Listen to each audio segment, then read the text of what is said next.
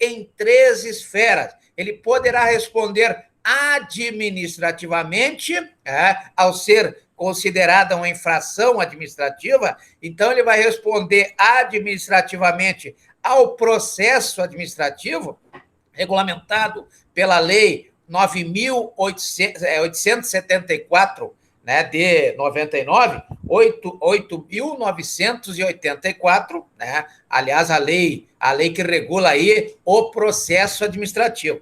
Temos também na esfera civil, se o mesmo ato se o mesmo ato causar um dano a qualquer pessoa, né? Causar um dano a qualquer pessoa que não seja a administração pública, não seja o sujeito passivo a administração pública, então vejo que quando for contra a administração pública, o sujeito passivo do dano for a administração pública, pela 9.784 de 99, irá então este agente público responder pela infração administrativa. E se for considerado como uma improbidade administrativa, ele vai responder pela Lei 8.429 de 92, a lei que regula o artigo 37, parágrafo 4º da Constituição Federal. Mas com o mesmo ato, ele poderá, se o mesmo ato, a consequência desse ato é violar ou causar dano a qualquer pessoa, então ele irá responder como uma infração civil, com base no artigo 186 e também no artigo 927, ambos da Lei 10.406 de 2002. Lei 10.406 de 2002, quando a infração for civil, ou seja, o ato gerar dano a outra pessoa, a outro cidadão, a outro administrado que não seja a administração pública. Contra a administração pública, essa infração será administrativa e ela irá, então, responder o agente público pela Lei 9.784 de 99, que é a Lei do Processo Administrativo.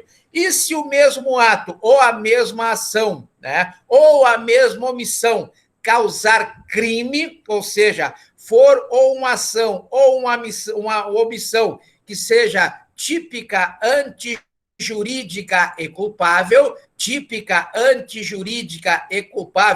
dentro daquilo que preconiza o artigo 1º do Decreto 3.914 de 1941, Decreto 3.914 de 1941, diz que toda ação ou omissão que for típica, antijurídica e culpável será considerada, então, um crime. E aí a infração será criminal. Então, veja que o mesmo ato, ele poderá ser responsabilizado na esfera administrativa, poderá, então, alguém ser responsabilizado na esfera civil se praticar um dano contra qualquer pessoa, ou ainda poderá ser responsabilizado na esfera criminal se o mesmo ato constituir um crime, não é verdade? Então, veja que a improbidade administrativa é um ato que gera uma conduta inadequada, uma conduta antiética, uma conduta antimoral, ou seja, imoral, não é verdade? Inadequada, ou seja, quando alguém age com desonestidade. E quem é esse alguém para que seja apurada a infração administrativa da improbidade administrativa? Deverá ser um agente público ou outro envolvido com este agente público, seja em participação, seja em coautoria, não é verdade? Fazendo aqui uma analogia ao que prescreve o artigo 29 do Código Penal, quando fala da coautoria, quando fala da participação. Então, esse envolvido que não pode não pertencer aos quadros ou não ser um agente público, mas ele estará envolvido na sua ação ou na sua omissão com um agente público, né? Então, vejam que a improbidade administrativa é uma conduta inadequada, né, e desonesta, imparcial, né, imparcial. Então, veja que nós temos aí vários sinônimos para improbidade. O importante é que é uma conduta que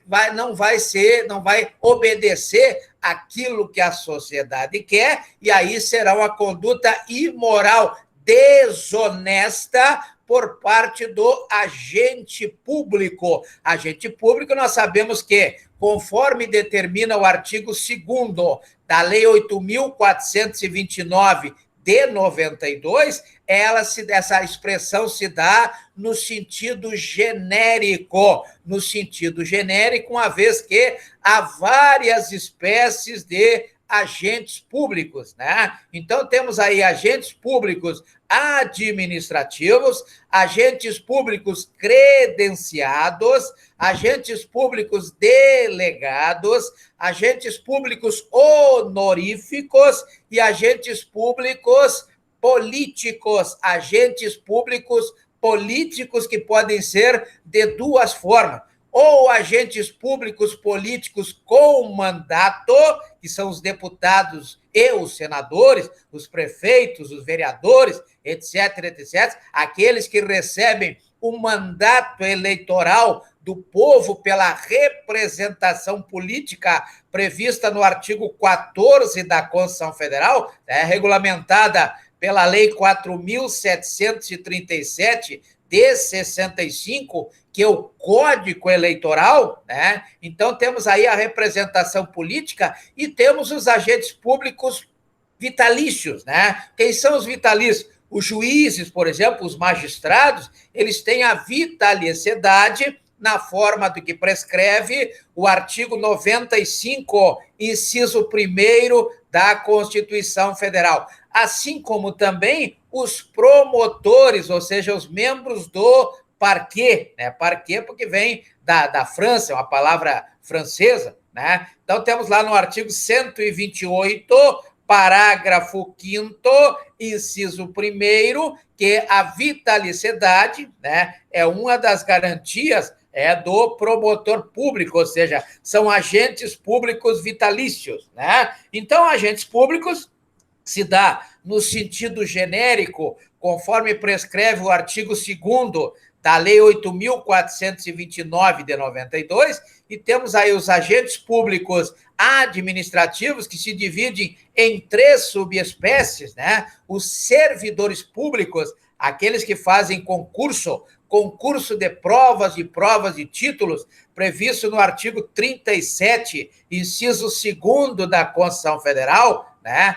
São regulados aí pela Lei 8.027 de 90, a lei que regula os servidores públicos. Ainda tem os empregados públicos, regulados pela Lei 9.962 de 2000, são os chamados empregados públicos. Se bem que aqui cabe uma observação, porque as entidades públicas de direito privado, né, as empresas públicas e as sociedades de economia mista, aonde trabalham estes empregados públicos, não são regidos, logicamente, pela Lei 8.429 de 92 diretamente. Na verdade, são regidos pela Lei 13.303 de 2016. Lei 13.303 de 2016 regula aí as entidades públicas de direito privado, não é verdade? Ainda temos, logicamente, como a terceira subespécie dos agentes públicos,